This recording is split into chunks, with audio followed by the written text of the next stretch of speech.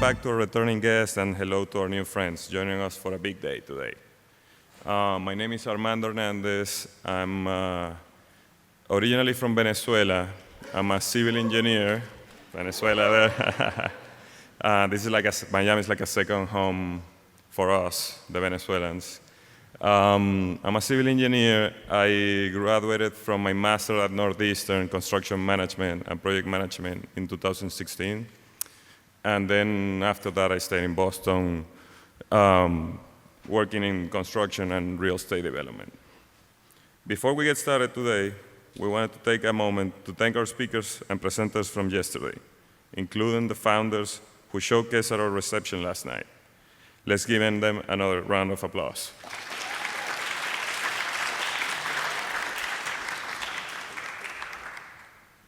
I asked a few of you this morning what was your biggest takeaways from yesterday's sessions, and I heard things like the resiliency of the cruise business in Miami, throughout the world actually, the real estate insights of Miami, the real estate industry, and the amazing story of Jim Pallotta, life of investing and opportunities that he took. He was a very amazing guy.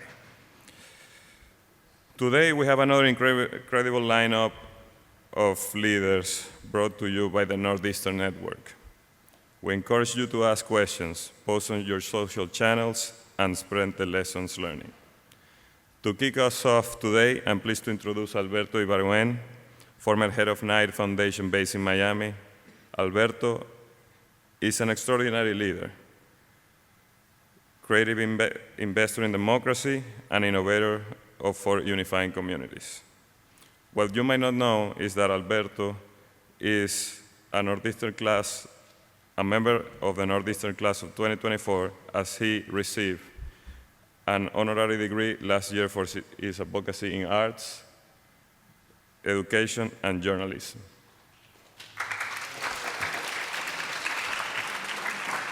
It's my pleasure to introduce a fellow Husky to the stage.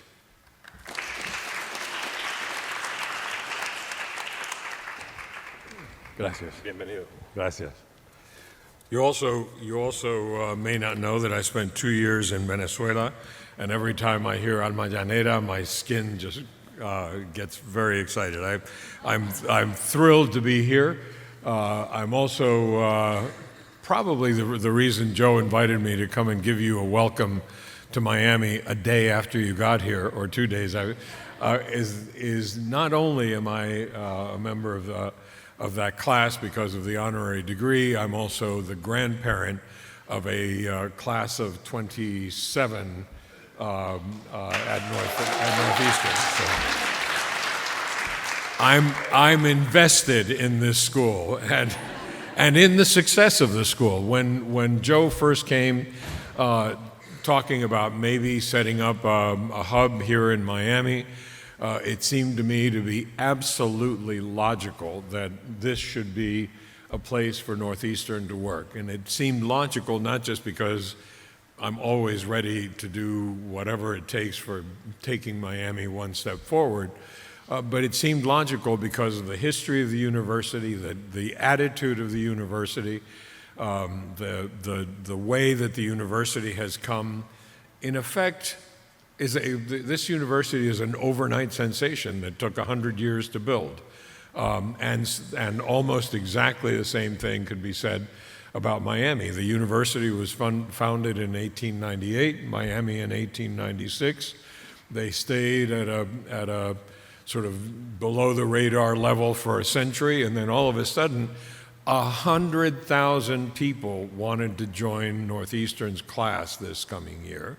And that is a stunning number for any school, but especially a school that 30 years ago, you would absolutely never have thought that. You would absolutely never have thought of Miami as a cultural hub, as an economic center. You might have thought about it 30 years ago as a place to vacation, as a place to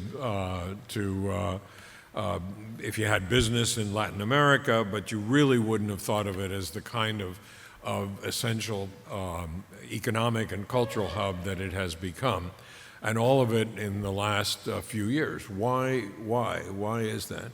And I have had the amazing privilege of being here for that part of Miami. I wish I could claim credit for lots of things that went on before. You build on the shoulders of all the people who came before, but you're going to be hearing an awful lot later on from my friend and colleague Raul Moas and others about the future of Miami and what we're doing about some of the issues that we face, like every other community.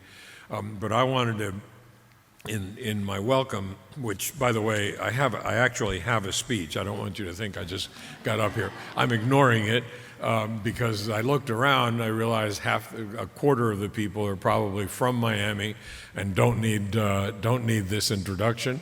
And so I'm just going to talk for a little bit, and then I'll introduce Joe. And as I think about it, the kinds of things that make this place special, the kinds of things that have made this place so successful, are not always things that could be planned. I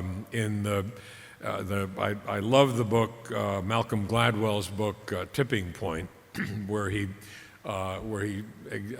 takes as example places or things or events that have reached a tipping point that all of a sudden the thing becomes so logical, and events happen as if they were always intended to happen, but in fact, the tipping point comes when trends or events that were not planned, certainly were not coordinated, all of a sudden happened at the same time. And I think about the 50s and jet propulsion and air conditioning and Cubans. And I think about 1959, and all of a sudden, air conditioning makes Miami livable year-round. Jet propulsion makes Miami closer by hours to anywhere in the United States.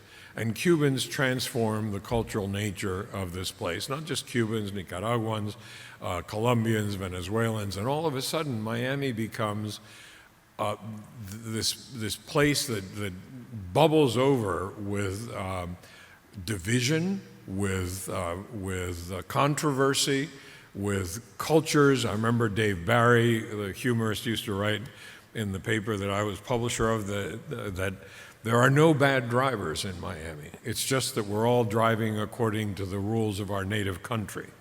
And nobody laughed. It was because they said, well, yeah, that's the way it is. And so you had, if you ever get curious about Miami, read Nick Griffin's The Year of Living Dangerously, I think it was called. I'm trying to remember. The Year of Dangerous Living, and about 1980 in Miami, when we had race riots, we had Mariel,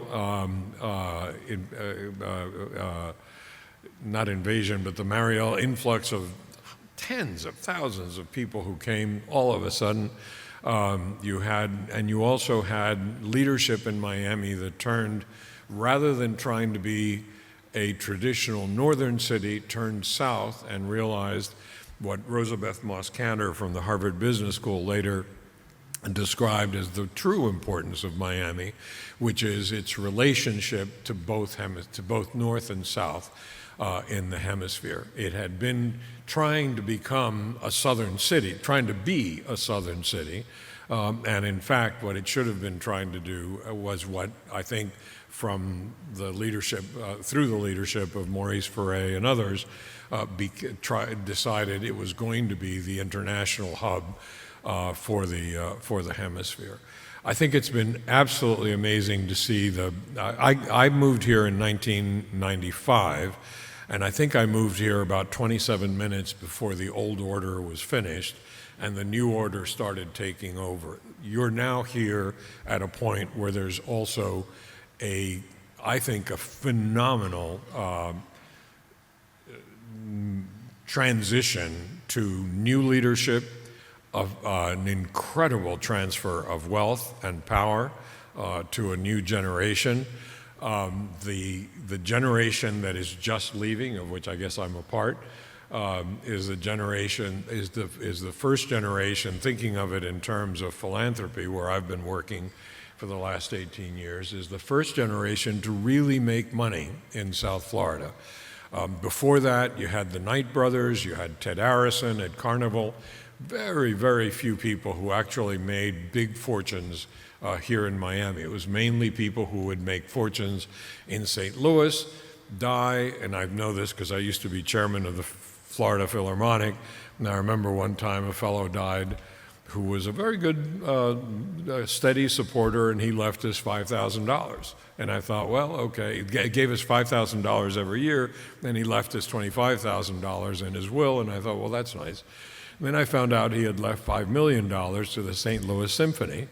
And I said, well, wait a minute. I said, for the last 15 years, he's been coming to our concerts and so forth. But the place where he grew up, the place where he learned to love music, the place where his heart was home in St. Louis. Now is the first generation of people whose heart, who grew up, who learned things, who learned to love things here in Miami. And I think this is nothing but good for the future of the city as we go into this transition. We also go into the transition at this point with another set of tipping point kinds of trends that have come together.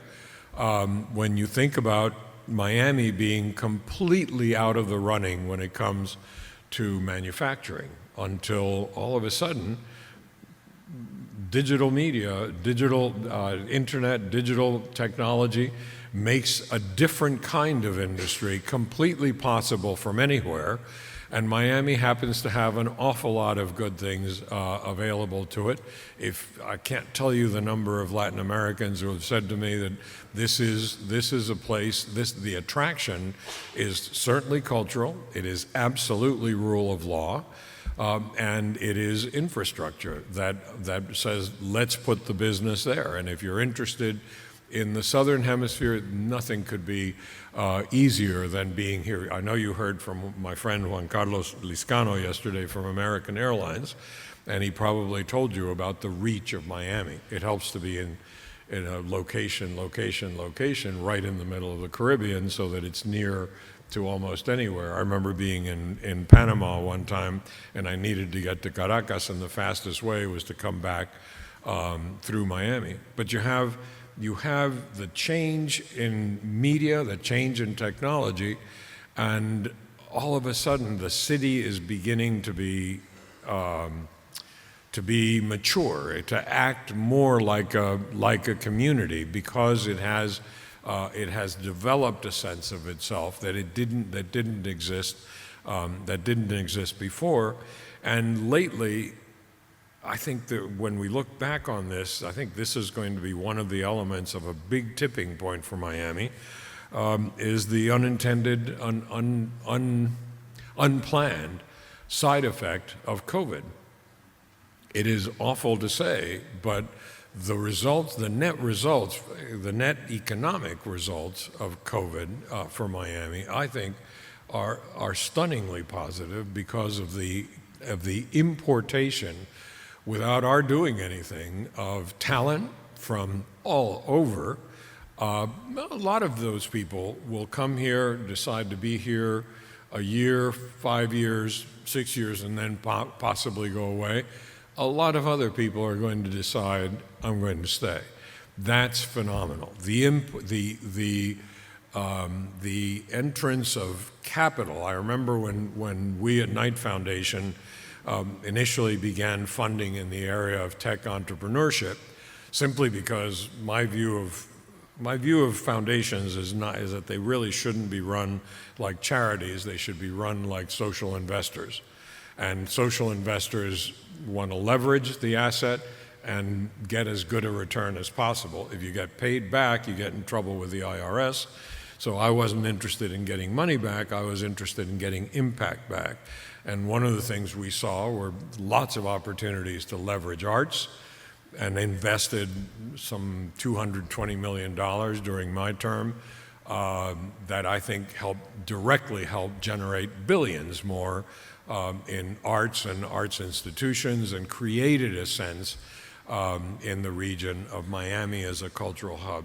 Similarly, with tech entrepreneurship, we saw the impact of technology. We started funding in that area. We evolved from initially funding some of the companies and some of the community organizations along with it, and moved to funding of engineering training at FIU, University of Miami, Miami-Dade College, all of it matched with money, with new money coming in. These are the kinds of things that happen when you decide you're going to leverage the assets that are there, rather than say we're sitting in the office and think, wouldn't it be nice to have X, Y, or Z, and instead fund what's actually happening, accelerate what's actually happening in the community. I'm so proud of the way that all of this has happened, but I also know that I need to be really humble about the element of chance that brought this influx of talent and capital, that somebody created a technology that happens to just perfectly fit this community. I think that's fantastic, but I also think we were ready, and we were, despite the issues that we do have, and we have issues that you'll hear about later this morning, issues of climate change, we have issues of transportation, we have issues of education, we have issues of income or wealth disparity, we have race issues, diversity is easy here.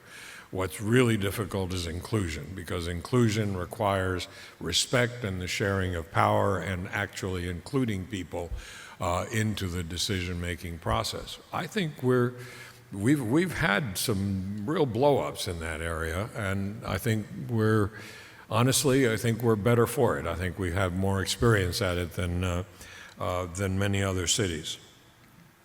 I'm such an optimist. One time I heard Cornel West give a talk and described himself as a prisoner of hope.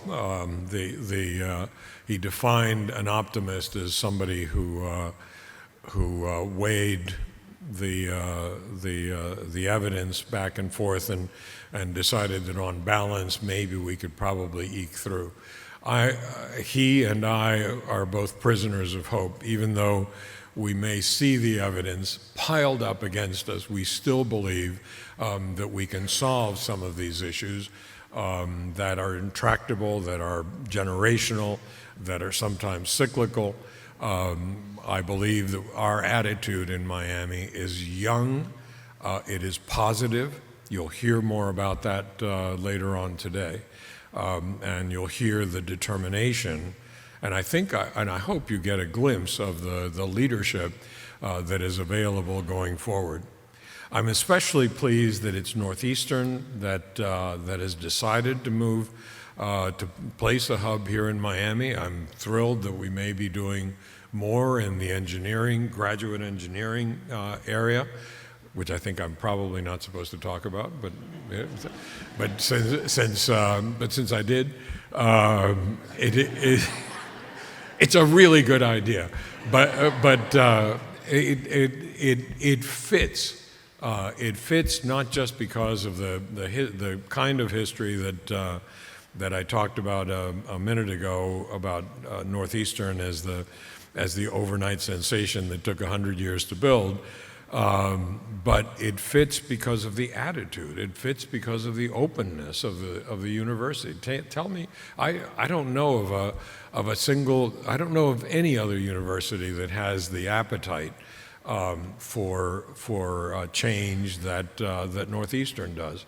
I think I know of one other institution that I would classify as being in the same category in terms of education innovation. And believe me, we deal at the foundation. We dealt with a lot of universities, many of them having labels of innovation. This is the real thing. It is a place that doesn't seem to be afraid of challenges, and a place that doesn't rely on traditional rules for figuring out how to go forward. And none of the success of the university, and none of the success of the city, but none of the success of the university happens without leadership, without a leadership team. And I'm thrilled to be able to call to the stage the maximum leader, Joseph Aoun, to continue the program. When we were thinking of being in Florida, I went to Alberto. I called Alberto, and Alberto was extremely, extremely generous with his time and his network. And he taught us a lot about Miami, about the growing pains, what you call the growing pains then. And then he brought together leaders in the community, and Raul was there too, working with Alberto to try to help us understand what the expectations are and what is needed. And you also taught me that, in fact, Miami then had some angst, because you told me people don't think that people will stay, that they will come during COVID and then afterwards they would leave. I may be mistaken. I don't see the same angst. I think that there is another angst, more, and then Raul and Adele are going to talk about that. How are we going to build the infrastructure? How are we going to build the educational infrastructure too? And how can we continue to incubate this? Where do you think in this journey, in this recent journey, where do you think Miami is now? I think that's a really interesting insight, and I agree with your sense that that is lessening, and it's lessening simply as people don't leave. That is, there are people, of course, who have left. There are people whose business lives or whose personal lives take them to other places, or people who came because they really were looking for a place where they could have their family outdoors during the pandemic and feel safe and not cooped up and so forth. My concern during that time was always the number of people who came who, because of the technology, had businesses that actually were going on in Colorado and Idaho, but the CEO was here. And I kept thinking, the moment this guy decides he's gone to the beach long enough, we're toast. Yeah. And we're not going to be able, but we have managed to do as before, to keep some of those people, to keep many of those people. I think we're on a scale of 1 to 10. You'll have to ask that question of the next panel. I'd say we're somewhere around 6 or 7 in terms of holding people, and we have also had enormous different kind, not the entrepreneur, but the heavy hitter investors deciding to move in, and not just move in, but move in and build enormous headquarters that betray a commitment to stay not just for the immediate future, but for very long-term future. The number of organizations that are moving, there are a number of companies that are moving here and bringing lots of people, I think is terrific.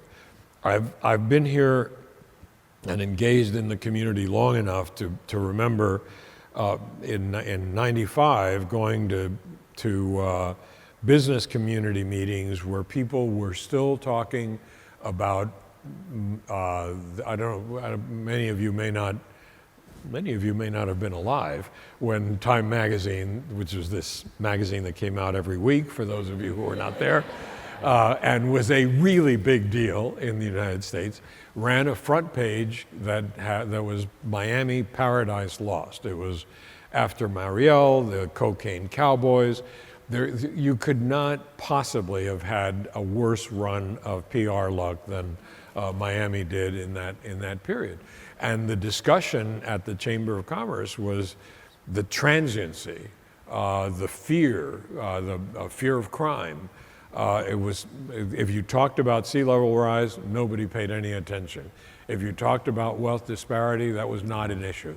That is, it was an issue, but it was not the kind of issue that affected business. The conversation has completely changed, and we're now talking about big city kinds of problems, big city kinds of issues, and I hope we're providing big city kinds of solutions. Let me ask you about Latin America. We heard from various panelists that that's a bridge, that's the gateway, and you referenced that. What does it mean exactly to be a bridge and a gateway? Is it going one way or is it going both ways? No, it's absolutely going both ways, and it's also a double-edged sword. I think when I hear the talk about, I hate and I don't use that word very often, but I really hate when somebody says Miami is the capital of Latin America. We're not the capital of Florida, for Pete's sake. We are, and it is, I think, insulting to great Latin American cities to call this the capital of Latin America. Yeah. What we are is this amazing meeting place, this marketplace of ideas and of people who came here looking for something different, something better. People who came here for a place with maybe a few less social rules and limitations, that you don't depend on family stature or wealth, where I think this is in many ways more of a meritocracy than many other places. So I'm concerned when people think that we have arrived and we are the place. The technology available today makes any place easy to move around. What we have is a cultural openness and an atmosphere that I think is inviting, that I think brings people in, that I think we need to constantly cultivate and keep on making better. And we ought to run like we're losing. We're not.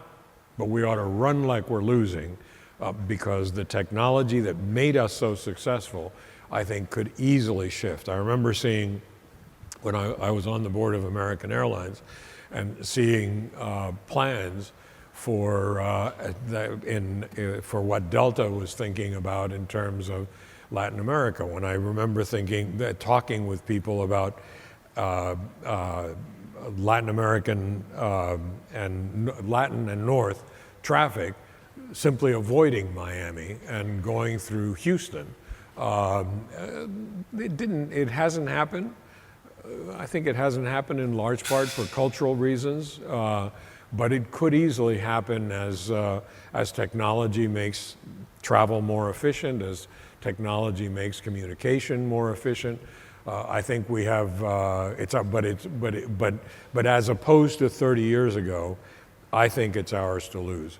It is also really important that it be understood as a two-way street. My first language was Spanish, so it's easy for me to say, but it's one of the features of this place that I know people who have made millions and millions and millions of dollars who have trouble with the English language, who have made that money here. There's almost a, I don't mean it in the economic sense, but there's almost a parallel market still, and it's one that I think we've leveraged and integrated reasonably well, not without turmoil, not without ruffling a lot of feathers. I think I probably shouldn't say our political leadership, I think maybe hasn't quite caught up to the quality of our entrepreneurial leadership. I think the universities here are good, need to get much better. I don't know of any place that is really a world capital that doesn't have world-class education, and we still have a ways to go in that area. Another reason for welcoming Northeastern, but I think as I say, it's a It's a two-way street, and it's a two-way street when people realize that they can come here and they can be respected, they can be successful, and make great lives. You mentioned the importance of engineering. To our surprise, it's a happy surprise, we have faculty, Matteo Rinaldi, who is a leader in the nation, in the world, in terms of semiconductor. And we are bi-coastal, as you know, because we have, and we are in the Silicon Valley in Oakland, and they have very strong partnerships in Oakland, in the Bay Area, in Silicon Valley, and in Boston in terms of semiconductor. And to my surprise, he said, I'm going to spend a semester here because of the semiconductor industry, and I want to build more bridges because it's a very vibrant ecosystem. Mm-hmm. Now, how did it happen? Why is it the case that manufacturing? You mentioned that in general. Why did it move here? What was the attraction? Well, I think it's easier to say why it didn't exist before. One is look at where we are. Location matters. It matters in terms of reaching the hemisphere, but only when you have the technology, the transportation and communications technology. If you try to build an automobile plant in Miami, first of all, I don't want to be your banker, because that's a loan you're not going to be able to repay. You don't have the kind of space, you don't have the kind of infrastructure, you're far away from markets. But the kind of economy that we've moved into in the world, not just in the United States, the kind of economy lends itself to Miami. I don't think you can underestimate the importance of the pandemic also in the personal decisions that made senior managers decide I've got a responsibility to my family and I have a responsibility to my employees. I'm going to make an executive decision to move to a place where we can feel better. And I think we've been tremendously lucky to have that. How lucky? Nobody can tell you right now, because this is not quite, but it's just way too soon. And every time somebody says, well, this is what happened as a result of something that happened 10 years ago, or even, Marielle or Cubans air conditioning like I just did, I think of Henry Kissinger going to China and talking with Zhou Enlai and saying, Prime Minister, what is your view of the impact of the French Revolution? And Zhou Enlai in such a Chinese way, and his response was, too soon to tell. Too soon to tell. No, you talked about luck. We're lucky to count you as a friend, a mentor, and an advisor to the university. And, and this is true also on a personal level. So thank you very much, thank you, Alberto. Thank you. Thank you. Thank you.